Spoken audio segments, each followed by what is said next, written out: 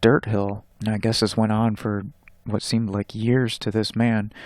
And what finished it off was something like a butterfly came and picked him up, and started flying with him and flew him out of this area for for to finish it off. And then the man woke up and could tell his story. So weird stuff, right? I clicked on one of these threads where people are asking nurses and people that work in hospitals to comment on it. And one of the common things, if you look up shadow people, is there's this big belief that sometimes these things are like good things and they're helpful and all this stuff. And then this guy makes a good point. He says, yeah, except when the shadow person injures the person, people have gotten scratched, choked, dragged out of bed. People can see these exact same shadows when not in sleep paralysis, like when me and my ex-girlfriend saw it. Science doesn't explain enough why everyone keeps seeing these shadows even in sleep paralysis. Why does different people with different mindsets and different brains see manifested the exact same hallucinations? Most people give their reasoning because other people talk about it and imprint it into their memory. Wrong. I saw shadow people before I ever even heard of them, in and out of sleep. I used to see more than that, or rather their true forms as a child, and I always said hallucinations is a word created for the unexplained. Yeah, I'd have to agree with that. There's people that have been like grabbed and hurt and choked and stuff by these things. I knew a guy that would have these things sit on his chest and like suffocate him. And this was a big, strong man, and he was like a victim from these things. They were bad. So this one is Mary here is a registered nurse. She says, one night I was caring for a dying male patient. He was scared, and I spent quite amount of time with him, trying to calm him and reassure him. Eventually he calmed, and I left the bedside, and I went over to the nurse's station, which was about 15 feet away. As I sat down, I glanced over to him, and there was this black shape standing over the bed, looking down at the patient. I was terrified, and I'm sure it was something evil. The best I have heard was from a nurse who said that one night she was floated to oncology at the hospital she worked at. She was given a patient who was passing away and had been unconscious for several days. At one point during the night, the nurse went into the room and the patient was on top of the bed and looked at her and said, "Don't let them take me." The nurse was freaked out and asked her who was going to take her. And she said, "That black thing up there," and pointed up in the air. This patient died within minutes. So this is one. She said, "Here is one for me. I believe in ghosts. I was working a 3 to 11 on a skilled floor at LTC setup. Nurses stationed in the middle.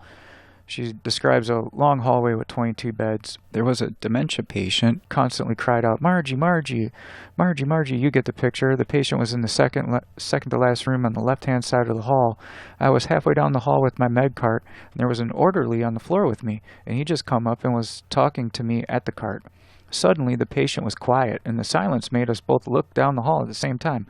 Out of her room skipped a young girl, 7 to 10 years old. She had blonde braids. She was wearing a sailor-type top with a navy pleated skirt, dark stockings, and dark shoes. She did not look at us, but skipped across the hall into an empty room, the last one on the right side. We both looked at each other and said, "Who the heck was that?" There were no known visitors on the floor. We went down to check the rooms. The dementia patient was still quiet. The empty room the girl had entered was dark, turned on the lights, and the room was empty. No one passed us in the hall. There was no other way out. We were on the fourth floor, so she didn't jump out the window, which was closed. Needless to say, the orderly and I both knew we had really seen a ghost. Smoke break for us was needed immediately. True story from Cleveland. I've noticed that before some patients expire, they'll be watching someone. One nurse told me they were looking at the light. I think it was a guide, and she put in quotes. One night, a patient, real crumb, drug dealer, pimp, he had end-stage AIDS, started yelling, "Get out of here." We asked him who, and he said, "That mother effer in black," like not one of us, she was talking about. He died within hours. One nurse told us she's seen the light flash down the hall. Patient on that side died the same night. I've also heard like kind of positive stories where I heard a story of somebody who had really, really intense dementia and was even like combative for a long time, and she was suffering really bad, and the family was.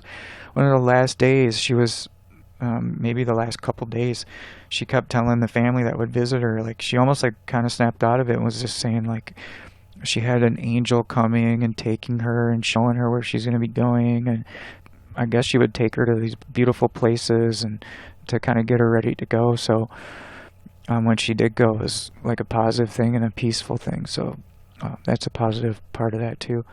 Oh, so a lot of these stories are coming from a website called allnurses.com. And if you search up, they'll have spooky stories on here too. This is one of the nurses from the allnurses.com, but she's telling a story that's kind of a positive one. She says, my sister-in-law was upstairs at her house changing the beds. Her little 18-month-old son was running down the hallway.